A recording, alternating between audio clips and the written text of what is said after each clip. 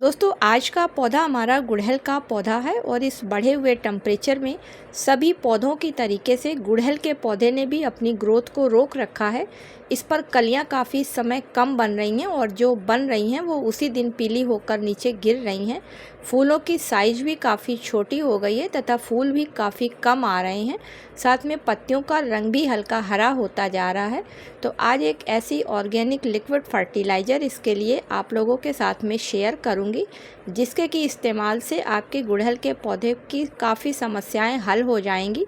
तो चलिए दोस्तों देखते हैं कि ये फर्टिलाइज़र किन चीज़ों से मिलकर बनी हुई है और किस तरीके से पौधों पर इसका इस्तेमाल करना है, जिससे कि हमारे गुड़हल के पौधे को फ़ायदा मिल सके।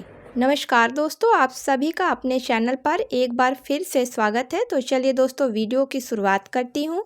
दोस्तों जैसा कि हम सभी लोगों को पता है कि गुड़हल का प्लांट एक हैवी फीडर प्लांट है और इस पौधे को हर 15 दिन के अंतर पर कोई ना कोई ऐसी फर्टिलाइज़र चाहिए होती है जिसमें कि माइक्रोन्यूट्रिएंट्स अच्छी मात्रा में मौजूद हों। और अगर इस पौधे को ऐसी फर्टिलाइज़र 15 दिन के अंतर पे दी जाती है जिसमें कि माइक्रोन्यूट्रिएंट्स की कमी होती है, तो ये पौधा धीरे धीरे अपनी कलियों को पीली करके गिराना शुरू कर देता है, जिसकी वजह से गुड़हल के पौधे पर फूल नहीं खिल पाते हैं और पौधा बिना फूल के ही ग्रोथ करता रहता है।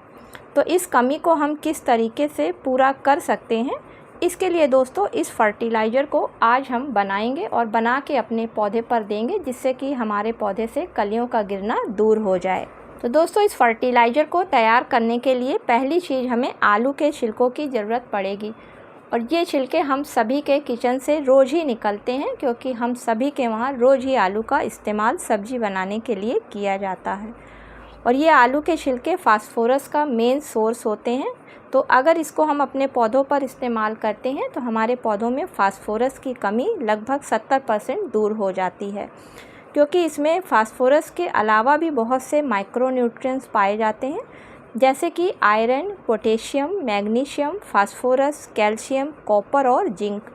और ये सारे माइक्रोन्यूट्रिएंट्स ऐसे हैं जिनको कि पौधे पर देने से पौधे को सारे माइक्रोन्यूट्रिएंट्स एक बार में मिल जाते हैं और ये छिलके हमारे बाहर फेंकने से बच जाते हैं। इस फर्टिलाइज़र को तैयार करने के लिए जो दूसरी चीज़ की ज़रूरत पड़ेगी तो दोस्तों वो प्याज के छिलके हैं।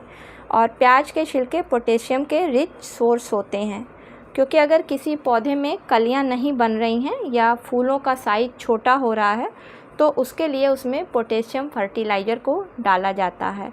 और गुड़हल के पौधे से अगर कलियां गिर रही हैं या फूलों का साइज़ छोटा हो रहा है तो उसके लिए प्याज के छिलकों की फर्टिलाइज़र सबसे बेस्ट फर्टिलाइज़र ऑर्गेनिक रूप में होती है। इसके अलावा इन प्याज के छिलकों में बहुत से ऐसे पोषक तत्व पाए जाते हैं, जैसे कि magnesium, sulphur, phosphorus, vitamin A और सी। इन सब में सबसे ज़्यादा पोटेशियम की मात्रा होती है। इसीलिए यहाँ पर इस फर्टिलाइज़र को बनाने के लिए प्याज के छिलकों का इस्तेमाल कर रहे हैं। इसके बाद यहाँ पर इस फर्टिलाइज़र को तैयार करने के लिए आधा कटा हुआ सूखा नींबू का छिलका ले रहे हैं, क्योंकि नींबू के छिलके में बहुत अधिक मात्रा में विटामिन सी पाया जाता है और विटामिन सी की वजह से पौधे में रेजिस्टेंस पावर काफ़ी बढ़ जाती है, जिसकी वजह से जिस पौधे पर इसका इस्तेमाल किया जाता है वो पौधा काफ़ी हेल्दी हो जाता है और उस पौधे पर कलियां जल्दी बनने लगती हैं। इसके अलावा फ्रेंड्स, गुड़हल के पौधे को हल्की सी एसिडिक मिट्टी पसंद है और एसिडिक मिट्टी की कमी की वजह से भी गुड़हल के पौधे पर कलियां नहीं बनती हैं। तो नींबू में साइट्रिक एसिड पाया जाता है, जिसकी वजह से ये मिट्टी को एसिडिक बना देता है। अब इसकी फर्टिलाइज़र बनाना बहुत ही ज़्यादा आसान है। तो दोस्तों अगर आप एक पौधे के लिए ये फर्टिलाइज़र तैयार कर रहे हैं तो उसके लिए आप एक प्लास्टिक का बर्तन ले लें जिसमें कि ढक्कन लगा हुआ हो और उसमें आप आधा लीटर पानी साफ़ डाल लें। और अब इसमें आप एक आलू के छिलके जो कि सूखे हुए हों, क्योंकि गीले छिलके नहीं इस्तेमाल करना है, हो सकता है फंगस लग जाए। और एक आलू के सूखे छिलकों को इसमें डाल दीजिए और 2 प्याज के सूखे हुए छिलकों को इसमें डालकर आधा नींबू का जो सूखा हुआ छिलका है उसको डालकर तीनों चीज़ों को अच्छी तरीके से पानी में मिक्स कर लें और ढक्कन लगा के 24 घंटे के लिए छोड़ दें। 24 घंटे के बाद में ये फर्टिलाइज़र कुछ इस तरीके से बन के आपकी तैयार हो जाएगी और अब इसको आप गुड़हल के पौधे पर अपने इस्तेमाल कर सकती हैं। इस्तेमाल करने के लिए गुड़हल के पौधे की हल्की सी गुड़ाई करनी होगी। ज़्यादा डीप गुड़ाई गुड़हल के पौधे की फ्रेंड्स नहीं करनी होती है, क्योंकि गुड़हल के पौधे की जड़ें ऊपरी सतह पर होती हैं और अगर डीप गुड़ाई कर दी जाती है तो वो जड़ें डैमेज हो जाती हैं, जिसकी वजह से पौधे पर कलियां नहीं बनती हैं।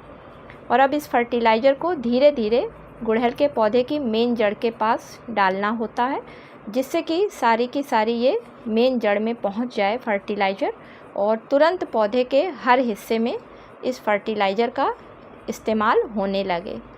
तो अगर आप 15 दिन के अंतर पर इसका इस्तेमाल करते हैं तो आप देखेंगे कि आपके गुड़हल के पौधे पर कलियां बनने लगी हैं और वो कलियां पीली होकर नीचे नहीं गिरेंगी, क्योंकि इस बनी हुई फर्टिलाइज़र में मैग्नीशियम, फास्फोरस, सल्फ़र, पोटेशियम के साथ साथ बहुत से ऐसे माइक्रो न्यूट्रिएंट्स हैं जो कि पौधे पर कलियों को बनाने के लिए काफ़ी असरदार होते हैं।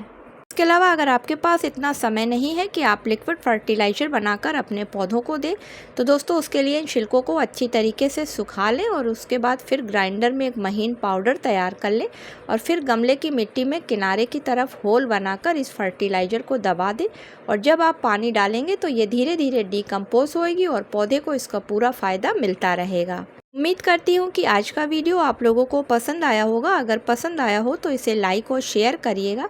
मिलती हूँ किसी अगले वीडियो में किसी नई जानकारी के साथ में। तब तक के लिए दोस्तों हैप्पी गार्डनिंग।